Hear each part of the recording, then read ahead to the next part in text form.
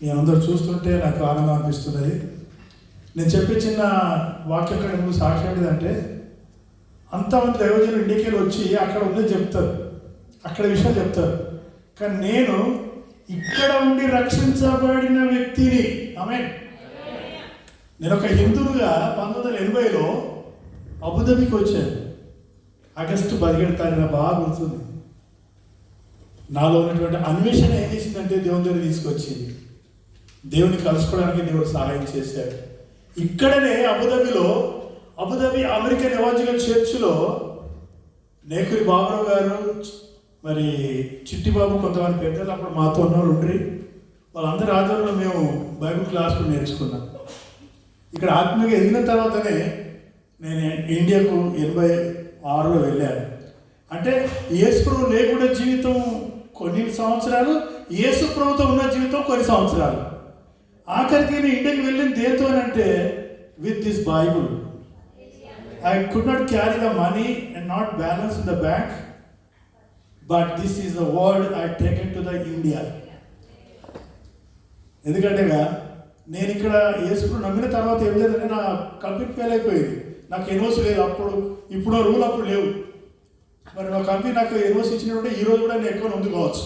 కానీ దేవుని అనాది ప్రణాళికలో నేను ఒక సేవకుని ఉండాలని దేవుడు రూట్ మార్చాడు. నేను ఒక వాక్యాన్ని గట్టిగా పట్టుకున్నాను. మత్తయి సువార్త 6:32 అంటాడు, మనకు అందరికీ తెలిసిన విషయమే, మొదట నా రాజ్యం నీతి వెతుకు, అప్పుడు మీకు అవన్నీ అనుగ్రహించబడును. దానికి ముందు ఉన్నటువంటి ఆ కొటేషన్ అన్నీ కూడా అన్నీ చెప్పి కిందికి వచ్చిన తర్వాత ఈ మాట అంటలేదు.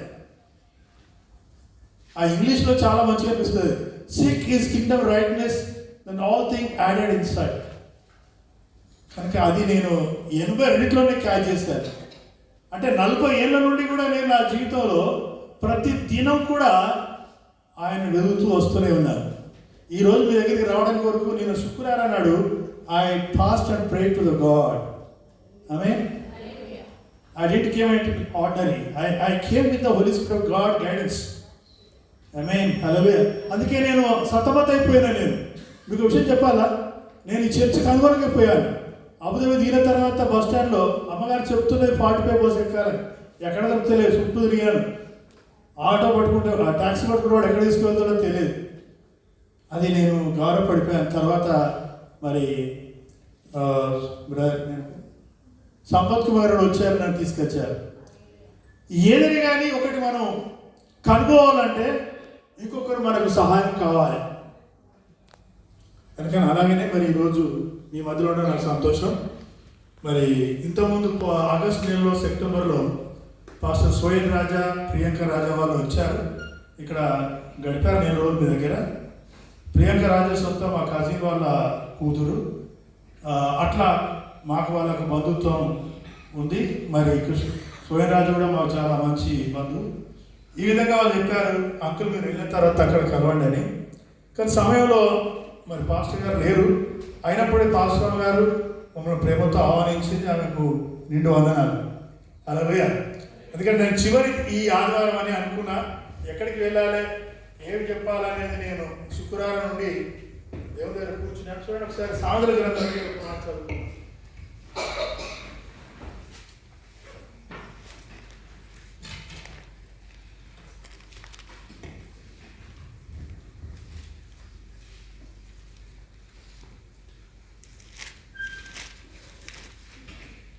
సామెతల గ్రంథం 8వ అధ్యాయం 35వ వచనం చదువుతుంది. నన్ను కనుగొను వాడు జీవమును కనుగొనును, యెహోవా కటాక్షము వానికి కలుగును. నన్ను కనుగొను వాడు తనకే హాని చేసుకొనును, నాయందు అసహ్యపడు వారందరూ మరణమును స్నేహించుదురు. ప్రభాని పాదాల స్తోత్రాలు. నీ వాక్య ధ్యానం వెళుతున్నప్పుడు నీ పరిశుద్ధాత్మ యొక్క నడిపింపులో తండ్రి మీరు మాట్లాడండి. అడుగుతున్నాను సులటను మనుపరిచి నీ కృపను బలపరిచి మీరు మాయ పొందుకోమని, వినగల చెవి గ్రహించడం దయచేయమని యేసును అడుగుతున్నాం తండ్రి. ఆమేన్. నేను చెప్పే సబ్జెక్ట్ అంటే ఫైండ్ అవుట్, కనుగొనుట. ఈ రోజులో నేను 40 ఏళ్ళ కింద చూసినటువంటి అబుదాబి ఇప్పుడు అట్లా లేదు. Much different. కొన్ని మార్పులు వచ్చేసినాయి. కొంత కనుగొన్నారు. చాలా చాలా చాలా మార్పు వచ్చింది. యుఏ ప్రాంతం అంతా కూడా మారిపోయింది, రూల్స్ మారిపోయింది, అన్ని రకాలుగా అభివృద్ధిలోకి వచ్చింది. అంతా కనుగొన్నారు. అప్పుడు నేను 1980లో ఈ అబుదాబికి వచ్చినప్పుడు హిస్టరీ చదివినప్పుడు ఆ హిస్టరీలో ఉన్నటువంటి అరబులు ఎట్లున్నారు, ఇప్పుడు అరబులు ఎట్లున్నారు అని చూస్తే మెనీ డిఫరెన్స్. ఎందుకంటే వాళ్ళు ఏం చేశారు, కనుగొన్నారు. మన యొక్క ఆధారమైన మాటలు చెప్పాలంటే వాళ్ళకి ఏమీ లేనప్పుడు దేవుడు అన్నీ కలగజేశాడు. కనుక ప్రియులారా, నన్ను కనుగొనవాడు జీవుడు కనుగొనడు. కనుక మనుషులు ఈరోజు ఎన్నో కనుగొనుకుంటున్నారు. ఇప్పుడు ఒక మత్తు సూది ఇచ్చేది కూడా క్రైస్తవ సోదరుడే కనుగొన్నాడు. ఈ ఫ్లైట్ ఏరోప్లేన్ నడిపేది కూడా క్రైస్తవ సోదరులే కనుగొన్నారు. ప్రపంచంలో కనుగొనడానికి శాస్త్రజ్ఞులు ఏమేమి ప్రయత్నాలు చేస్తున్నారో అన్ని కనుగొనుకుంటున్నారు. అన్నిటినీ వారు లెక్కలో తీసుకుంటున్నారు. వారి యొక్క పేరు ప్రతిష్ఠితులు సంపాదించుకుంటున్నారు. I'm so and so person, ఆయనకు ఆ ట్రేడ్, ఆయనకు ఆ బిరుదు, ఇవన్నీ చేస్తున్నారు. కానీ ఒక వ్యక్తి దేవుని కనుగొనకపోతే జీవము లేదు. అది నేను చెప్పే సబ్జెక్ట్. ఇక్కడ ఉన్నది, నన్ను కనుగొనవాడు జీవమును కనుగొనడం. మనం యేసును నమ్మడము, కనుగొనడం, అది జీవము మనతో వస్తున్నది. జీవం మనకు కలుగుతున్నది. జీవించేటువంటి ఒక ఆధారం మనకు దొరుకుతున్నది. ఆ జీవము నాలో ఉంది కనుక తిరిగి నేను అబుదాబి యుఏకి మళ్ళీ వచ్చాను. లేకుండా నెల రోజులు నేను రావాల్సిన అవసరం లేదు. ఆ జీవము నాలో ప్రతి దినం కూడా మాట్లాడుతూనే ఉన్నది. ఎందుకనగా యేసే అన్నాడు, నేను సత్యమును జీవమును మార్గమునై ఉన్నాను. చూడండి, యేసు కూడా చెప్పిన మాటలు కూడా కొన్నింటిని మనం జ్ఞాపకం చేసుకుందాం. యోహాను సువార్తలో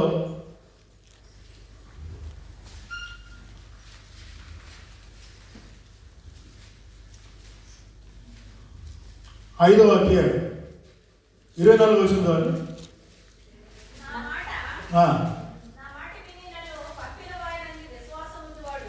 నిత్య జీవము గలవాడు.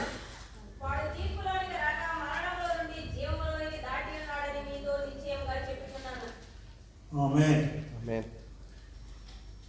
మనం దాటిన మరణం నుండి మనం దాటి జీవంలోకి వచ్చేసాం. ఎందుకనగా మనం ఆయనలో విశ్వాసం ఉంచడం వలన, ఆయన మాట వినడం వలన. ఎక్కడికి స్టార్ట్ అయిందంటే ఇది వినుట వలన.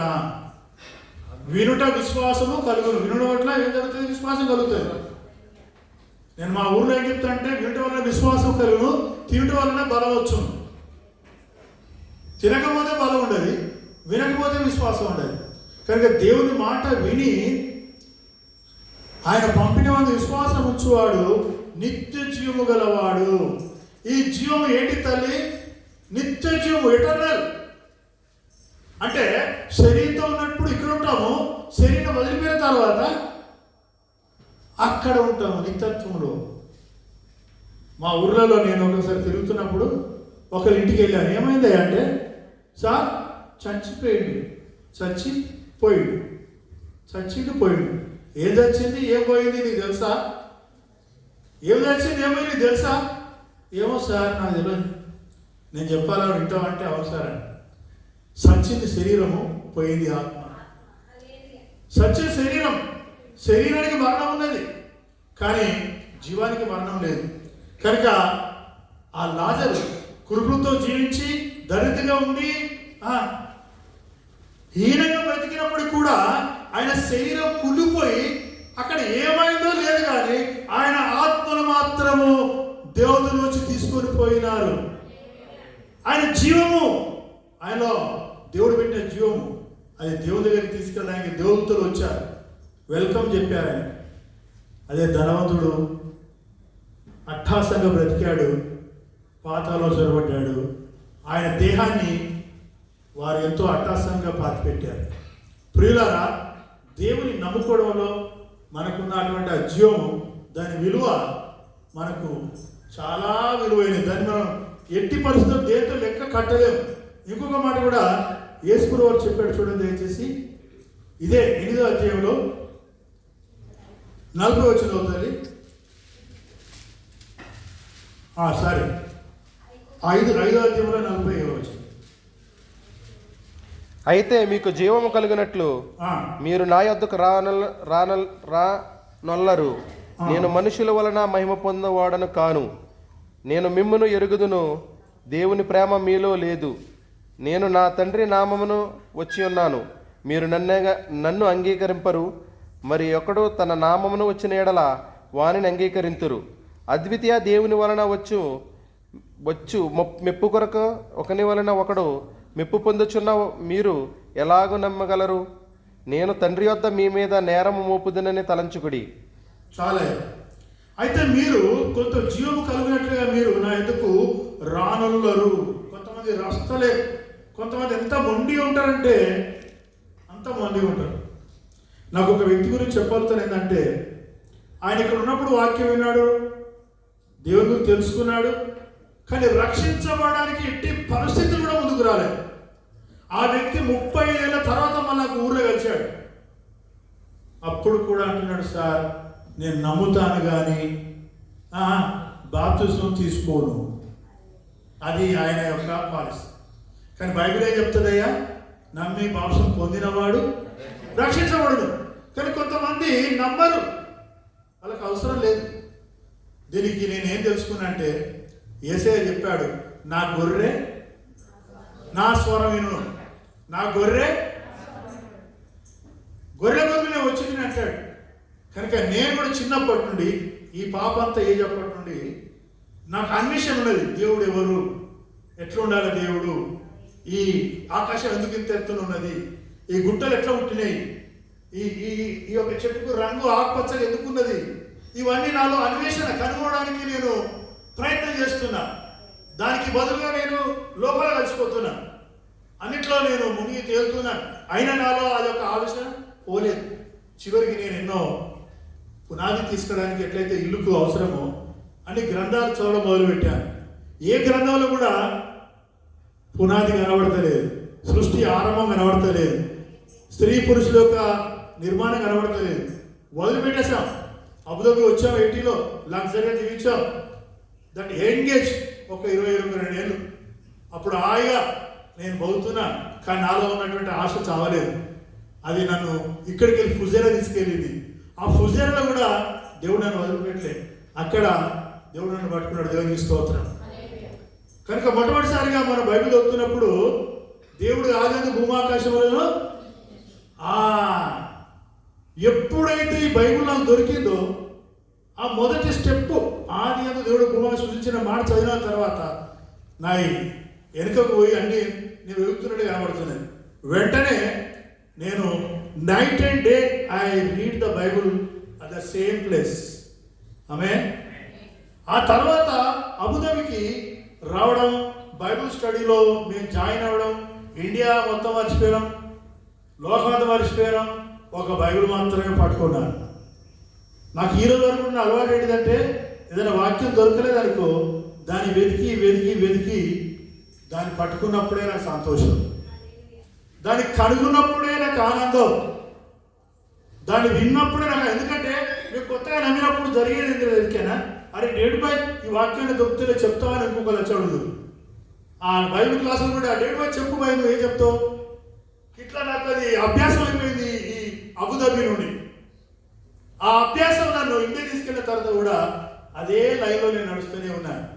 ఎందుకనగా ఆ జీవము నాలో ఆరుడు ప్రారంభమైంది. కనుక యేసుప్రభువు వారు చెప్పాడు, బాలుడు జీవానికి దాటినాడని.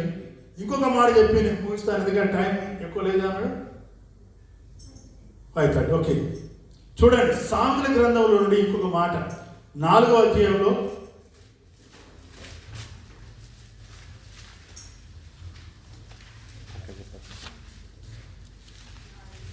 22 తల్లి 4:22.